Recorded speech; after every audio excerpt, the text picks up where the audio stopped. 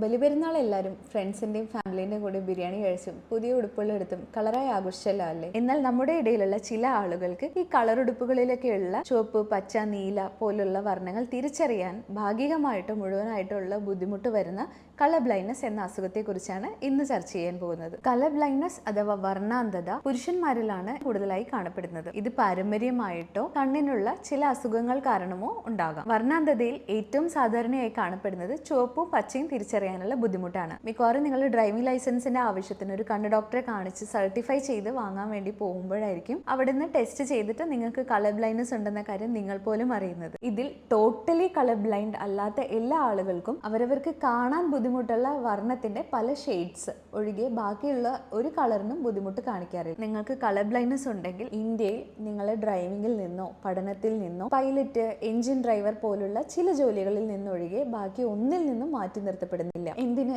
ഇത് കാഴ്ചയുടെ ഒരു പരിമിതിയായിട്ട് പോലും കണക്കാക്കപ്പെടുന്നില്ല. ഇനി കളർ ബ്ലൈൻഡ്നെസ് ഉള്ള പല മേഖലകൾ കീഴടക്കിയ വ്യക്തികളുടെ പേര് കൂടി കേട്ടാൽ നിങ്ങൾക്ക് ഇതൊന്നുകൂടി ഉറപ്പാവും. ആരൊക്കെയാണെന്നല്ലേ? ഫേസ്ബുക്ക് അഥവാ മെറ്റ, ഇൻസ്റ്റാഗ്രാം എന്നിവയുടെ ഫൗണ്ടർ ആയിട്ടുള്ള മാർക്ക് സുക്കർബർഗ്, മൈക്രോസോഫ്റ്റ് സ്ഥാപകനായിട്ടുള്ള ബിൽ ഗേറ്റ്സ്, നമ്മുടെ ദേശീയഗാന രചയിതാവ് രവീന്ദ്രനാഥ് ടാഗോറിന് വരെ കളർ ബ്ലൈൻഡ്നെസ് ഉണ്ടെന്നായിരുന്നു പറയപ്പെടുന്നത്. അതുകൊണ്ട് കളർ ബ്ലൈൻഡ്നെസ് നിങ്ങളുടെ കാഴ്ചയുടെയോ കഴിവിൻ്റെയോ പരിധി നിശ്ചയിക്കുന്ന ഒരു അസുഖമേ അല്ല.